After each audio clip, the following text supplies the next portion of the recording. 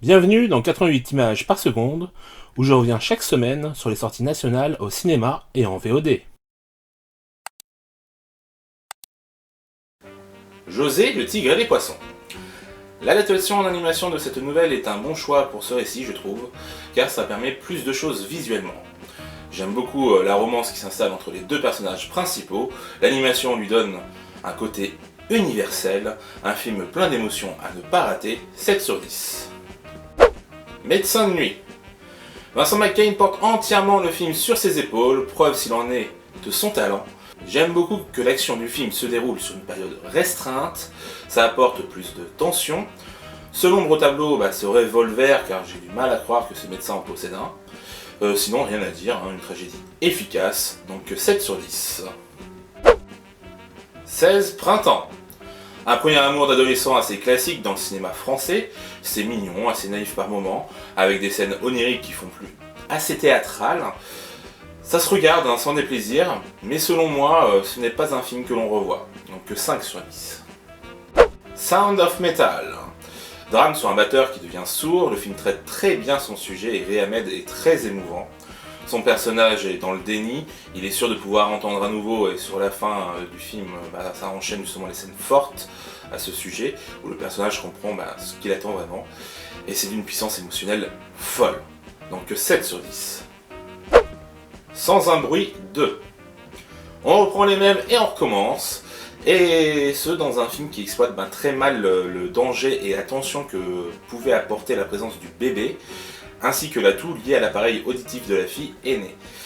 C'est un peu faible au niveau scénario, ça ressemble à nombre de choses qu'on a déjà vues dans différentes œuvres post-apocalyptiques. Puis je ne parle pas des incohérences, car suspension d'incrédulité, etc. tout ça. Bref, si le premier vous a plu, celui-ci devrait également vous plaire.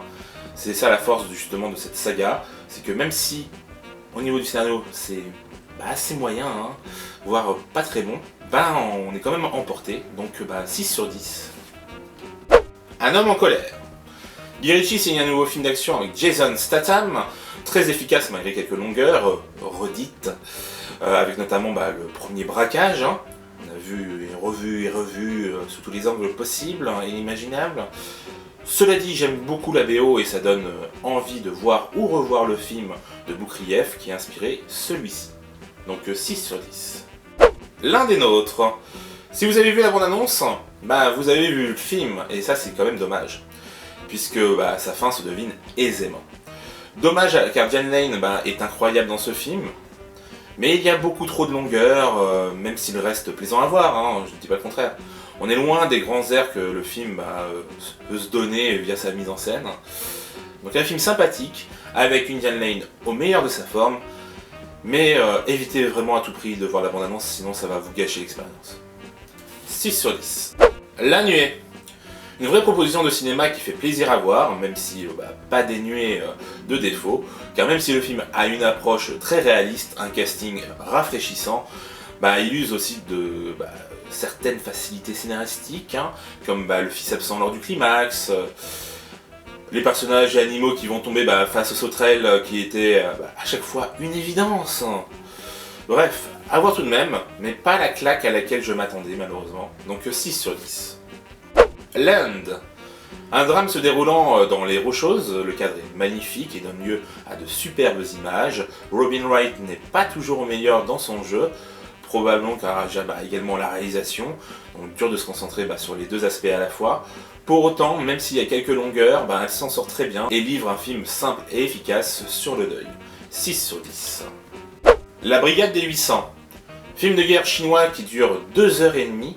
Ça peut paraître long, mais finalement, ça passe assez bien. Les scènes d'action et de tension se suivent et rythment le film. Il y a un côté grandiose, même si toute l'action se déroule dans un entrepôt, et ça, c'est fort. Le contraste entre les soldats d'un côté et les civils de l'autre est très intéressant. Bref, un film à voir, 6 sur 10. Cinquième set, un kiff pour les passionnés de tennis, je pense.